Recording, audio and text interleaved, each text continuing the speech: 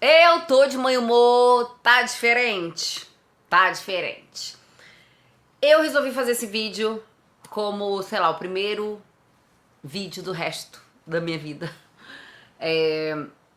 Eu tô de mau humor veio como um projeto é, inspirado no início da minha trajetória como mãe. Quando eu engravidei, eu consegui pensar num foco pra ter um canal, porque foco sempre foi um problema pra mim. Então, como, né, quando você engravida, você meio que só vive aquilo, te ajuda a achar um subject, né, um tema. E como eu sempre fiquei em busca, as pessoas falavam, você tem que ter um canal, você tem que ter um canal. Ah, então é o contrário.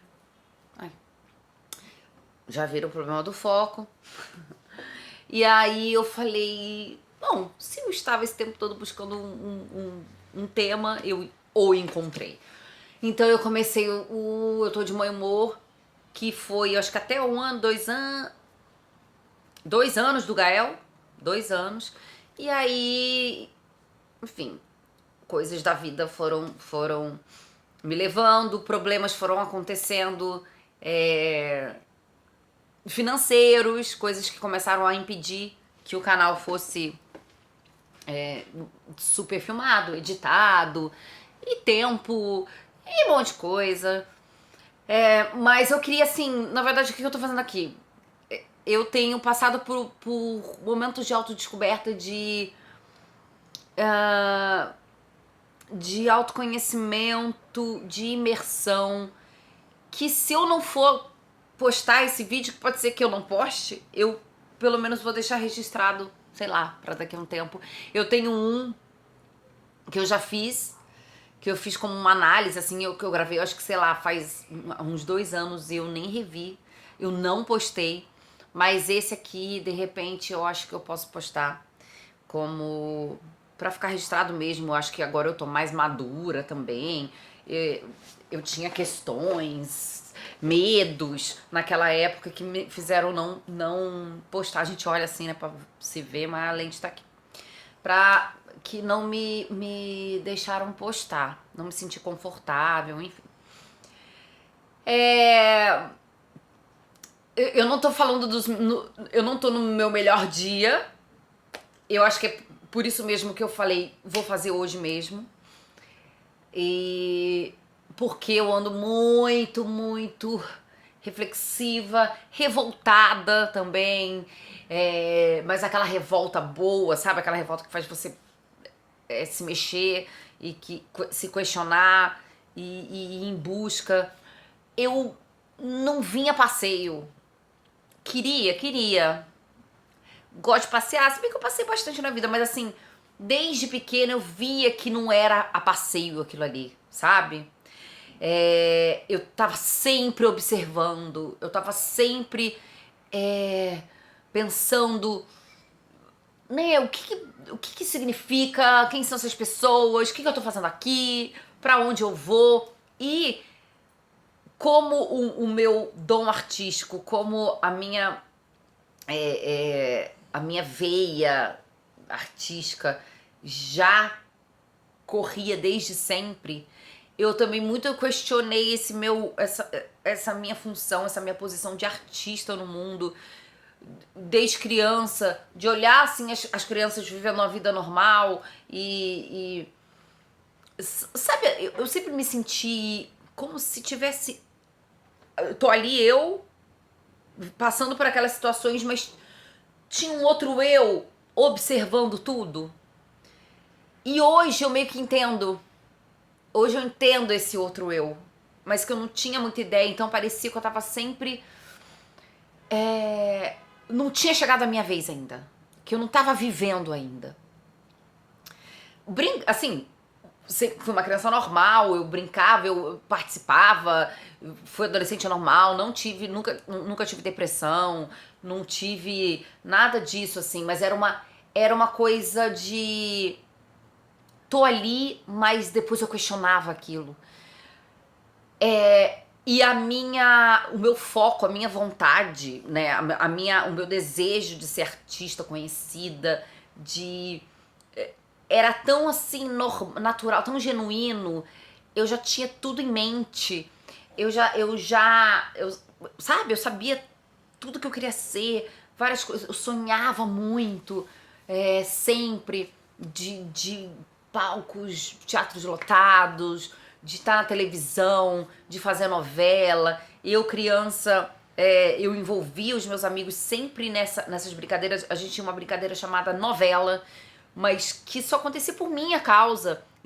Eu ensaiava peça com as crianças ficavam, ai que saco. Eu falava, não, você vai decorar isso aqui. E eu obrigava eles a fazer apresentação no prédio. E a gente cobrava ingresso ainda, e ainda escolhia quem era que ia ficar na cantina do teatro. A gente fazia até as comidas da cantina do teatro. Então eu pensava naquela estrutura toda, e pra mim era muito natural, era muito normal viver isso. E eu tinha certeza absoluta sempre de que eu ia ficar conhecida, de que o meu talento ia assim seduzir o mundo todo, de que, sabe assim, eu saía nas ruas, eu pedia pros meus amigos irem depois, eu ia na frente, eu pedia pra depois eles virem correndo, com um caderninho na mão, gritando, Maíra, Maíra, pedindo autógrafo pras outras pessoas que olhassem, falassem, nossa, será que aquela menina é famosa mesmo? Eu ensaiava os meus amigos pra fazer isso, e eles faziam uma alegria. E na hora vinha o sentimento de verdade. E hoje, estudando, né, lei da atração, estudando, eu falo, cara, olha, sem saber dessas técnicas, sem saber assim, eu já praticava porque fazia eu sentir, eu ter todo o sentimento, sendo criativa daquele momento, né, criando ali a minha realidade. Eu estava dando olhos à minha alma, já desde sempre. E isso fez com que eu materializasse tudo isso. Porque se for pensar nas minhas possibilidades de ser uma atriz, de ter feito novela na Globo, de ter apresentado o programa de maior audiência em rede nacional. Não, porque assim, não tem ninguém do meio na minha família, eu não tenho... Enfim, tipo, não conhecia ninguém, não cresci, não éramos milionários, nem no Rio de Janeiro eu tava, né? Eu sonhava em ir pro Rio de Janeiro. Então, assim, tinham vários contras, né? Mas a minha certeza era muito grande. Mas eu fui seguindo a cartilha também não, tem que fazer faculdade. Meus pais falam, não, tem que fazer, não, vai fazer. Só vai sair de casa quando eu conseguir um trabalho, tá. Então eu fui seguindo a cartilha. Assim, hoje você fala assim, nossa, se pudesse voltar no tempo, eu já teria saído de casa muito antes, sabe? Mas claro, né, eu queria voltar no tempo com a cabeça que eu tenho hoje, né, porque tipo, aí não tem graça. Mas e eu fico muito nessa fantasia, né, de tipo, o que eu teria feito, né, o que eu podia ter feito pra acelerar o processo. Mas as coisas acontecem, né, quando tem que acontecer. Enfim, eu acho que a gente tem também o nosso tempo de maturação. Eu sempre fui muito imatura, assim. Eu sempre fui muito garotona, sabe? Hoje eu falo, gente, eu tenho um filho. Meu Deus, quando que eu vou virar adulta? Todo dia eu acordo e falo, será que eu já virei adulta? Porque eu não sinto. E as pessoas nem sabem, às vezes as pessoas não sabem da minha idade, assim. Sempre acham que eu sou mais nova, né? Claro, pela minha CUT, mas também porque eu sou muito palhaçona, eu sou muito jovial, assim, eu sempre fui. Então, eu tinha dificuldade com essa coisa do amadurecimento, da responsabilidade. Isso também pode ter me atrapalhado bastante, né? A questão da minha vida, de ter foco, de falar, não, cara, isso aqui é algo que eu tenho que dedicar aqui, porque vai virar o sustento de uma família. E eu sempre naquela coisa flutuante e fantasiosa, que foi me levando pros lugares que eu queria, mas sempre de uma forma muito custosa, muito dolorosa, de sabe aquela coisa assim? Você chega na linha, na reta final, conquista o que você quer, só que você tá tão cansada, foi tão custoso, que você tá toda quebrada, dolorida, que você só quer, tipo, deitar. Às vezes essa é a sensação que eu tenho, sabe? Quando eu alcanço um objetivo e eu falo, meu Deus, mas tinha que ser assim? Será que valeu a pena? E mais tarde só que eu fui entender que são as crenças limitantes, que são traumas de infância, de outras vidas, questões que fazem com que a gente haja ou que a gente atraia tudo que acontece com a gente. Eu sempre culpei muitos fatores, eu sempre culpei muitas pessoas, eu sempre passava às vezes assim a incompreendida, eu achava que às vezes as pessoas... Por que as pessoas ficavam desconfiadas de mim? Por que as mulheres tinham ciúmes de mim, assim, com seus maridos, namorados? Por que eu nunca... sempre tinha uma barreira. Logo quando alguém me via, pela primeira vez conhecia, sempre acabava tendo uma barreira. E aí depois as pessoas abriam as pernas. Ai, não, nossa. O que eu mais ouvia assim, nossa, Maíra, quando eu te conheci, eu achei que você era... Desde do colégio. Ai, achei que você era metida. Ai, eu achei que... E eu achava que era sempre culpa do olhar do outro, mas... Aonde tá minha parcela nisso, né? Eu vi que é um padrão. Que era um padrão que eu atraía, da dificuldade, de ser mais difícil pra mim. E tem aquela síndrome da guerreira, que a gente cai nessa, que a gente sente um orgulhinho até das pessoas falarem, nossa, como você é guerreira. Nossa, você assim dá o sangue, você sua. Olha, mas você lutou, hein? E eu lá quebrada, eu ficava, muito obrigada. Assim, que é mais legal? Você ser a quebrada, que todo mundo vai, ai, que dó, ela merecia. Ou você chegar inteira, chegar linda, maravilhosa, inteira, sequinha, sem uma gota de suor. A bateria já... Chegar assim e falar, cara, veio pra mim. Foi fácil. As pessoas vão falar, nossa... Ai, mas ela não é humilde. Ou ela... Porque tem isso, né? A nossa sociedade confunde humilde com submisso, com coitadinho, né? E a humildade não é nada disso. Até mesmo com situação financeira, as pessoas falam assim, aquele lugar é humilde, ou aquela pessoa é humilde. Como se o dinheiro fosse, né? O ter ou não ter dinheiro fosse definir como você é com o mundo, né? Essa sua relação com as outras pessoas, com o mundo. Mas aí então eu ali aos trancos e barrancos sempre, eu ia cavocando e muitas vezes eu ficava nos quase da vida. Eu brincava, falava assim, gente, o meu currículo... Aí eu olhava o meu currículo assim, mas foi só isso que você fez? Eu falava assim, não, espera você ver o meu currículo do quase, amor. Eu fui quase a protagonista do Novela das Sete. Eu fui quase Ruge. Eu fui quase... Gente, eu participava das coisas, eu era chamada pra fazer os testes, concurso. Alguém ia montar uma banda. Ia ter não sei o que na novela. Gente, eu fazia teste, eu ficava nos quase. Que, sei lá, tava vendo que um dia que meu apelido ia ser Trave, sabe assim? Porque era só no quase. E eu chegava ao ponto de me orgulhar do meu currículo do quase, porque mostrava ali, confirmava pra mim aquele síndrome da guerreira. Tá aí um bom livro pra eu pensar, hein? Síndrome da guerreira. Contar minha história. O que vocês acham? Não, gente, eu tô com vontade de chorar. Eu tô com uma bola aqui, mas essa sou eu, né? Mas como eu decidi que nesse vídeo eu vou falar mesmo, então eu tô confessando com vocês que eu tô com vontade de chorar. Porque parece assim que olha o tempo que eu perdi.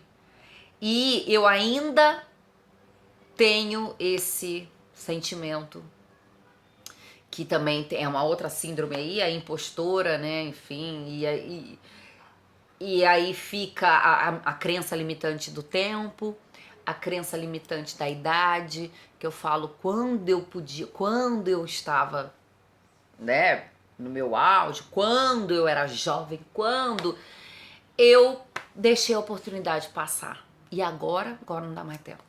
Agora já era. Ah, não, mas agora. Mas aí eu falo, aí eu olho pro presente, pro momento. Eu olho pra mim e falo, cara, mas eu tô ótima. Eu tô cheia de energia, tô cheia de saúde. Eu tô ótima. Eu vou pra academia, eu olho pessoas da metade da minha idade que estão morrendo, que não estão fazendo o que eu tô fazendo, ou que, sabe, ou que não tem sonhos como eu tenho, ou. E eu falo, não, peraí. Essa sou eu agora, eu tô muito bem pra precisar, se precisar começar do zero, eu começo. Sabe? E aí, minha gente, eu comecei, né? Eu comecei a conquistar. Vou tentar fazer uma cronologia aqui. Também não quero tipo, que esse vídeo fique no máximo, sei lá, 30 minutos. Mas eu, na minha cronologia, né, de acontecimentos assim, eu lembro quando eu. Pra mim foi assim a primeira oportunidade, né? Quando eu fui entrar pro balé do Faustão, que eu. Foi a oportunidade de ir pro Rio de Janeiro, de fazer toda esse movimento de translação, rotação da Terra que eu já queria fazer há muito tempo. E que eu fui, e assim, não foi assim um dia, eu fiz o teste, queria, passou. Foi uma jornada, gente. Por quê?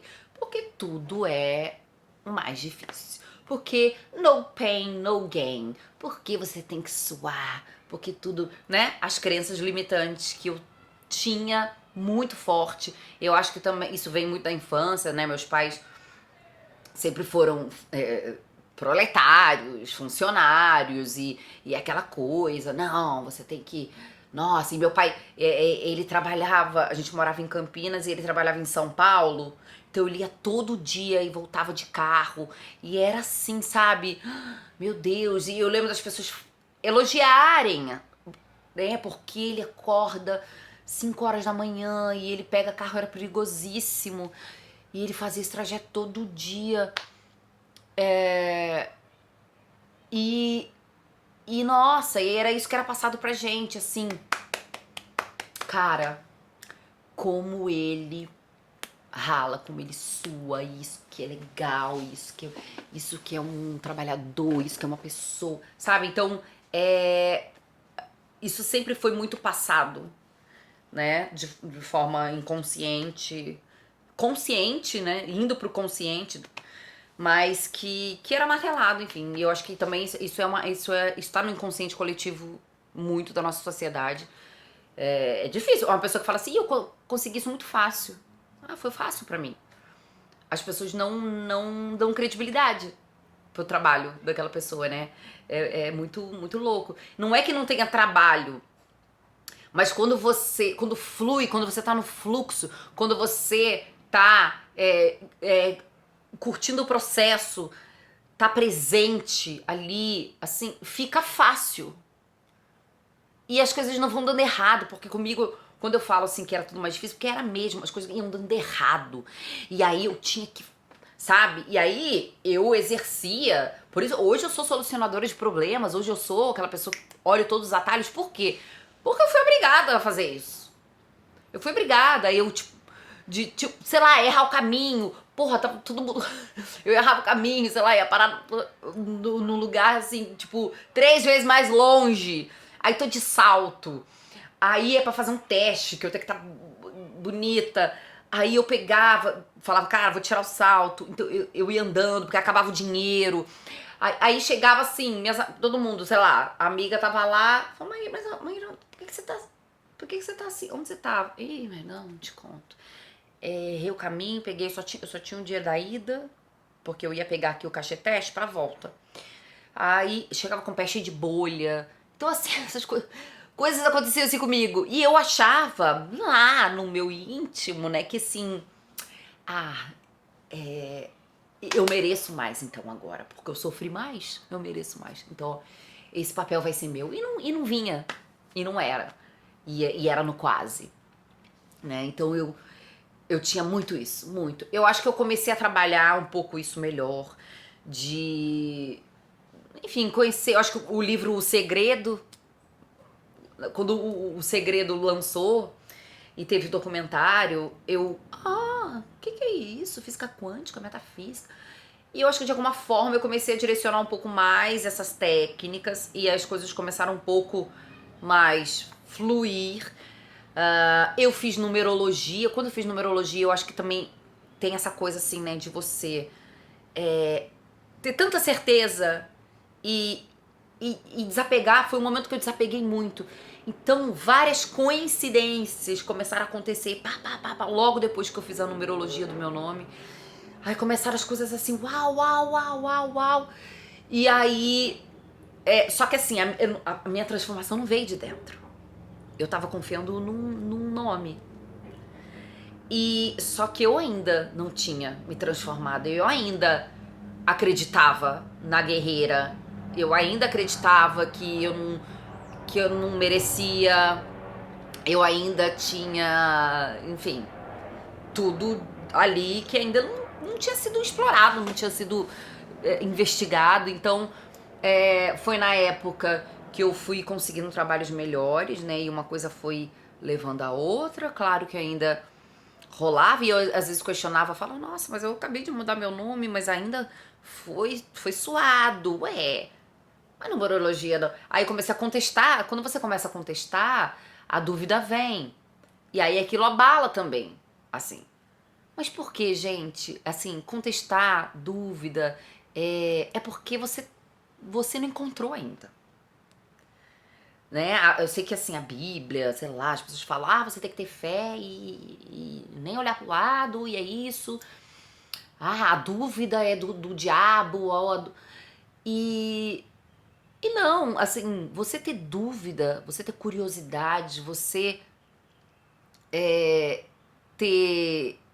questionar, claro, a dúvida vazia só vai tornar você aquela pessoa chata, cética, que tudo, isso aqui não acredito não. Não, isso aqui não, será que funciona? Será? Não. Tem que ser a dúvida com movimento. Tem que ser a dúvida com busca, sabe? E eu sempre fui essa, curiosa pra caralho ali, sempre, né? O que é isso? Mas alguém falava assim, eu fui não sei aonde ali, num negócio, um centro que eu gostei. E eu, mas o que é? Deixa eu ir. E assim, com relação à religião, eu nunca me senti muito representada. Eu nunca. O meu Deus, né? O Deus que eu imagino, né? O Deus que eu sempre conversei, falei, que o todo, né? Ele não tá assim específico em nenhuma religião que eu já tenha conhecido. Mas isso não me impede de conhecer, de ir num lugar que de repente eu nunca tenha ido, de ver como é que é. E aí a numerologia veio muito forte, veio muito numa coincidência e veio no momento que eu tava muito desesperada. Então eu acho que, sabe, minha crença foi tão forte que as coisas que pareceram começaram a destravar e só que aí, peraí, será que é isso mesmo? Não. Aí foi entrando esses meus questionamentos. E aí eu fui, enfim, ainda batalhando e ainda conseguindo as coisas, agarrando, né, no pelo, na unha. Eu tive, acho que o meu primeiro golpe, na verdade eu sempre tive pequenos golpes que iam acontecendo comigo na vida, quando eu achava assim, agora vai fluir, acontecer alguma coisa, golpe. Agora, nossa, eu vou fazer a novela das 9. Aí era a novela de pior audiência do mundo. Eu vou fazer Malhação. Fiz Malhação. A Malhação foi cancelada no meio porque foi um fracasso. Eu juro, eu fiz um stand-up sobre isso, tipo, me zoando eu mesma. Mas isso é sério. As coisas acontecem mais. Por quê? Você que é o pé frio. Eu sempre falava assim, gente, não, tem milhões de pessoas envolvidas nesse projeto. A culpa não é minha, não. Não é. Mas Não é culpa minha que aquele projeto mingou. Mas eu que atraí aquele projeto ruim, entendeu? Porque eu podia ter atraído a Avenida Brasil pro meu currículo. Nem um cafezinho eu servi naquela novela. Aí eu fui atrair o quê? Babilônia, que eu amei. Que eu amei a oportunidade, amei um personagem. Tinha as pessoas mais fodas no elenco e... por questões XYZ, não foi. Fiz malhação, toda malhação era na escola, nananã. Aí falava, você foi professora? Não, eu fiz um papel diferente. Mas por quê? Porque foi uma malhação que eles inventaram, fazer uma malhação esotérica, não sei o que era malhação conectados, que aconteceu um monte de coisa diferente. Vamos arriscar, vamos... Contrataram autores novos, fizeram... O público odiou. Eu tava lá, mas eu fiz malhação. Fiz o Saltibum, né, por exemplo, ganhei o Saltibum, mas a pessoa abriu a cabeça na minha edição e acabou, foi a última. Foi a última temporada de Saltibum. Sabe, coisas foram... Tem outras coisas também que eu ainda não tô preparada pra falar, não sei, enfim, que eu já caiu a ficha, mas eu ainda não tô preparada pra expor, enfim, eu acho que no momento que eu contar mesmo, souber da forma como eu vou expor isso, como... Nem que seja pra mim mesma, mas falar assim, eu acho que eu vou transpor muitos, assim, sabe? Eu vou conseguir tirar muitas camadas. Hoje, eu e uma amiga minha, a gente tá muito nessa fala de falar assim, não, a gente tá tirando tudo que não é cavalo, sabe? Michelangelo, foi Michelangelo, que falava assim, como é que você consegue num pedaço de tronco esculpir um cavalo? Ele falava, é muito simples, eu tiro tudo aquilo que não é cavalo. Então eu tô tirando tudo que não é cavalo. Então assim, fazer isso, conseguir colocar em palavras o que eu já sei, o que eu já tô sentindo, eu vou tirar boas camadas desse não cavalo. Então, assim, o grande golpe, né, que eu falei, né, o grande tombo do cavalo, foi com um video show, por ser um projeto de proporção muito, muito grande, né? Então, o tombo foi maior, mas outros tombos eu já tinha levado, né? Eu já tava uma pessoa tombada. E aí, o tombo do video show, que se alguém fizer uma análise, assim, técnica do que aconteceu, a minha culpa não vai aparecer, sabe? Tipo, não, foi alguma coisa que eu fiz, foi uma coisa que eu falei. Não, simplesmente é o síndrome da guerreira, junto com o da impostora, junto com o trauma de rejeição que eu descobri, né? Eu fiz técnicas, enfim, eu tô nessa busca, então em hipnose, com regressão, com ressonância harmônica, com terapia breve, gente, com ayahuasca. A minha experiência com a ayahuasca, que foi recente, faz nem uma semana. Amanhã vai fazer uma semana. Ai, eu fico emocionada porque foi uma coisa tão incrível, tão maravilhosa. E pra vocês verem como é forte, assim, foi tão forte esse momento que aquela entrevista do Will Smith falando de uma experiência que ele teve em uma sessão de ayahuasca, parece que ele consagrou 14 vezes. Eu assisti no dia seguinte que eu tinha tomado, por acaso eu tava na casa de uma amiga minha, na viagem ainda, né, ainda me sentindo, né, tava fora de casa, eu vi a entrevista do Will Smith, aí ele falou do ayahuasca, a minha amiga também olhou pra mim e falou, Maíra, nossa, e eu tinha contado pra ela da minha experiência e ela, nossa, ele falou muito parecido com você, assim, então, assim, coisas vão se encaixando, vão acontecendo.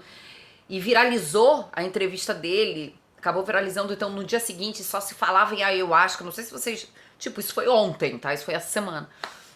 Saiu todos os sites, assim, falando que ele tinha previsto. Mas, assim, cagaram na manchete, não era nada daquilo, né? Transformaram aquilo em sensacionalista, mas, enfim. Normal, né? Mídia sendo mídia. Mas essa experiência que eu tive foi uma das coisas mais fortes, mais intensas, mais incríveis que eu já fiz na minha vida. E não se compara com nada, não é nada, não é... Ah, você tá chapadona, você tá drogada, você tá bêbada, você tá alucinando. Não. Você tá 100% consciente, sabendo tudo que tá acontecendo e você tá vivendo as suas duas realidades. Mas são essas duas realidades que a gente já tem o tempo todo. Tá? Que a gente fala, né, o nosso eu inferior junto com o nosso eu superior. E eles se fundem, só que você sabe exatamente onde tá, qual, sabe? Onde cada um tá. Não tem confusão mental, não tem loucura, não tem descontrole físico, não tem nada disso. Tem uma supraconsciência. Tem todos os seus sentidos, toda a sua... Tudo ali assim, sabe? Tipo, pá, você fica 1000 vezes mais inteligente. Se é que é possível. Gente, você fica... Ó, isso que eu faço, eu descobri, porque eu faço isso a minha vida inteira, assim, que claro, né, eu sempre usei o humor em tudo, desde criança. E essa coisa de falar, não, de se autopromover é um truque, tá? É um truque. E várias pessoas falam assim, ai, nossa, como você é metida, nossa. Ah, porque a sua autoestima é inabalável, você se acha, nanana. E isso tudo eu fui descobrindo que, na verdade, é um mecanismo, é uma defesa pra você já não ser rejeitado. Porque, né, o seu subconsciente já fala, olha, você tá entrando aqui em campo minado. Então, se você vestir o papel da fortuna, da decidida, da autossuficiente, da linda, maravilhosa. Você não vai precisar de ninguém, você não vai mostrar fraqueza, todo mundo vai gostar de você, vai te admirar, vai te invejar. O meu subconsciente sempre apelou pra esse lado, vamos dizer assim. E isso me trouxe o quê? Né? As pessoas acharem que eu já tenho tudo, as pessoas acharem que eu sou autossuficiente e que não preciso de ajuda, as pessoas terem ranço, falar assim, alguma coisa, nossa, e aí as pessoas terem inveja, que realmente a inveja, ela mata, não, ela tem poder, e é isso alimentando um ego, gente, o ego, meu pai, mano. Ai, a gente faz cada merda pelo ego. E é ele que atrapalha tudo. E quando você começa a se enxergar por trás desse ego, você é tão lindo. É tão lindo. Eu ainda tô embaralhando todas as ideias, tá muito recente pra mim. Eu falo que eu ainda tô sombreada, que é o que eles falam, né? Eu saí e falei assim, ih, gente, eu tô chapada. Aí eles, não, é sombreada. Eu ainda tô com esse sombreio. Ah, filha, a obra. Oh. Parou? Eu ainda tô com esse sombreio, assim, então, sabe, tá tudo muito vívido pra mim, dessa experiência. Depois eu vou fazer um vídeo só falando disso pra vocês. Mas aí, né, falando do tombo, do video show, gente, já passou dos 30 minutos, mas é o tombo que foi o maior deles, me atingiu, por mais que eu fosse treinada, preparada por mim mesma pra fingir bem e bola pra frente e me ocupar e fazer outra coisa, e minha zero vocação pra depressão, fez com que parecesse que estava tudo bem. Porque o que eu mais ouvia era assim, nossa, Maíra, eu no seu lugar, sei lá, eu acho que eu não teria aguentado metade do processo. Eu estaria, sei lá, internada, tomando remédios.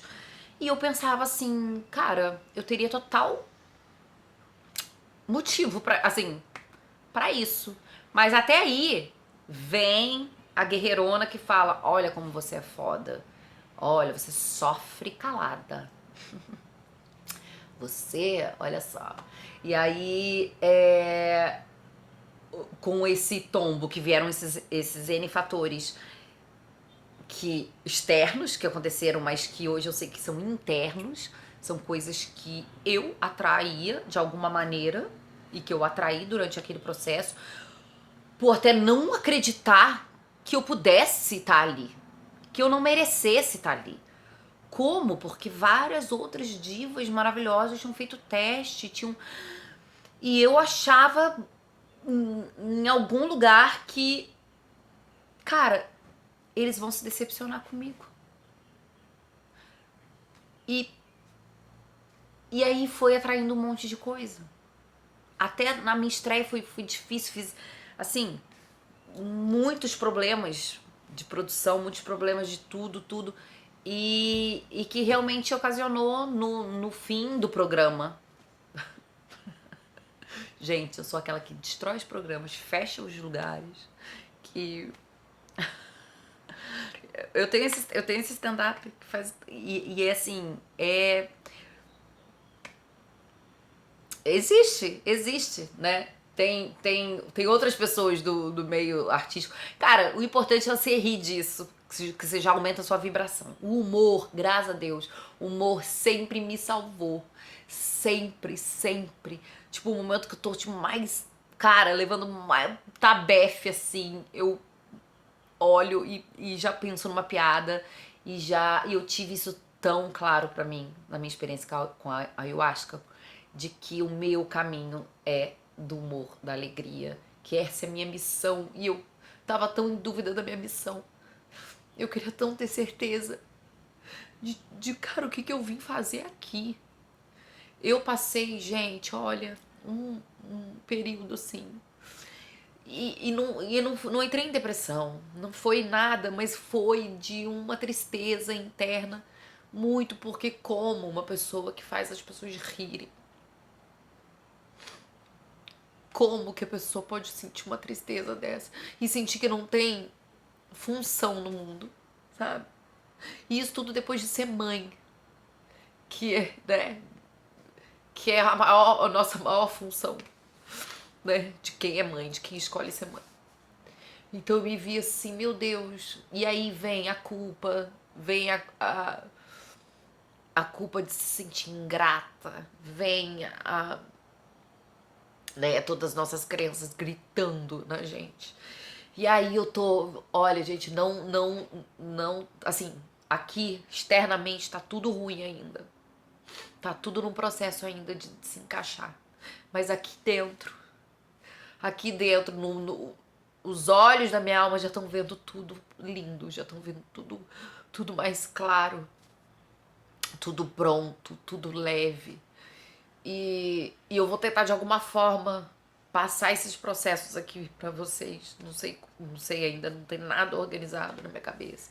Isso também é um problema meu mesmo, que eu preciso transpor, de conseguir organizar, de conseguir visualizar as etapas.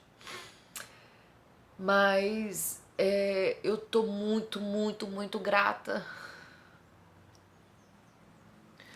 por ainda confiar em mim, por ainda acreditar em mim, por ainda persistir, por não ter desistido, por ter ainda sede, fome de me conhecer e ainda ter forças para continuar esculpindo, tirando todos esses não cavalos de cima de mim. E também muito grata por vocês mesmo que lá no Instagram, por exemplo, tava muito triste também, eu sofri 2 assaltos e eu não quis falar por vergonha. Mas, gente, né, vergonha de ser assaltada, até isso a gente tem. A gente acha que é nossa culpa, que a gente é burra demais. E eu sempre, né, sempre querendo ser inteligente e sempre estrategista. E aí falar como é que isso aconteceu comigo, eu sou burra e eu tenho vergonha de burrice. Então eu não contei isso pra vocês.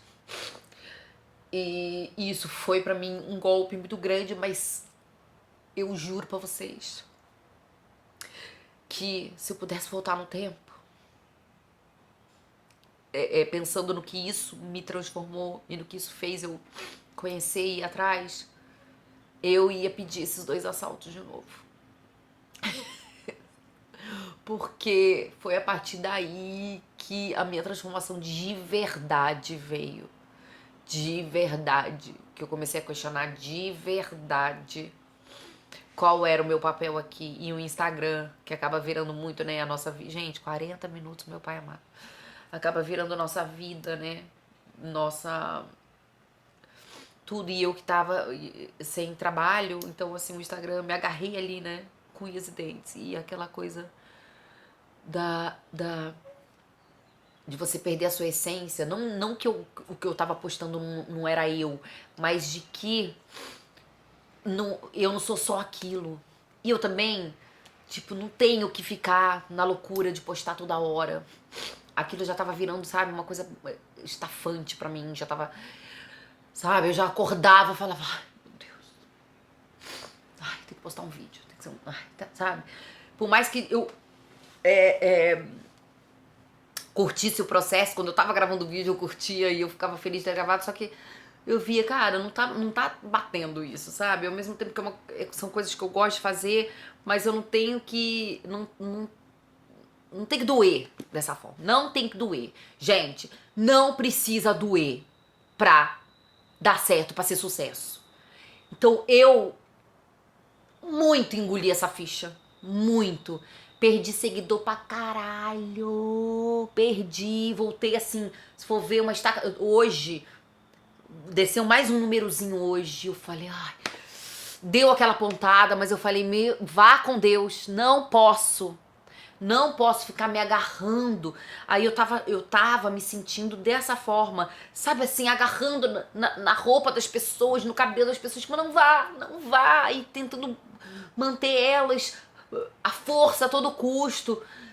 E aí, e elas indo, e elas estão indo, mas quando eu encontrar o propósito disso, porque assim, eu ainda não sei o que eu vou fazer de tudo isso, mas eu tenho certeza que ou elas voltam, ou outras pessoas virão, ou, sabe, eu não tô mais preocupada com isso. Eu sei que é difícil dizer, eu não vou mais sofrer com isso. Então, gente, é isso. Às vezes é preciso, né, a gente levar esses tabefe, esses golpes, assim, pra olhar pra dentro. Não devia ser assim, né? Não devia. Não devia. Eu acho que a gente podia muito bem ser instruído, mas isso também é uma questão, né, muito cultural, muito nossa sociedade, da gente não ter já esse autoconhecimento naturalmente. Eu quero muito que meu filho tenha. Eu já falo muito com ele sobre o poder da mente, poder do pensamento, pra ele saber que tudo é mental antes de ser, oi, bebê, antes de ser material, sabe? Pra ele tomar cuidado de tudo que ele pensa. E se a gente já fosse instruído dessa forma, né? Naturalmente, mas não, a gente precisa, assim, às vezes tá lá no fundo do poço, lá no negócio pra poder ir atrás. E eu tô grata, seja da maneira que for, eu tô grata de eu ter chegado, de eu ter lido os livros que eu tô lendo, de eu ter conhecido Neville Goddard, Bob Proctor, Eckhart Tolle, a Maya Andrade aqui, do nosso paizão, enfim, Abraham Hicks, tantos livros, tantas leituras, tantos vídeos que assim, uau, que estão me dando essa possibilidade de poder reescrever a minha história. E que bom que vocês estão aqui, tá? Muito obrigada por esse vídeo. Ele vai desse jeitinho mesmo. 44 minutos. Mas é isso, gente. Compartilhe. Se você não se inscreveu ainda no Eu Tô de Meu Humor, se inscreve que, sei lá, vamos fazer uma coisa muito bonita aqui ainda. Beijo.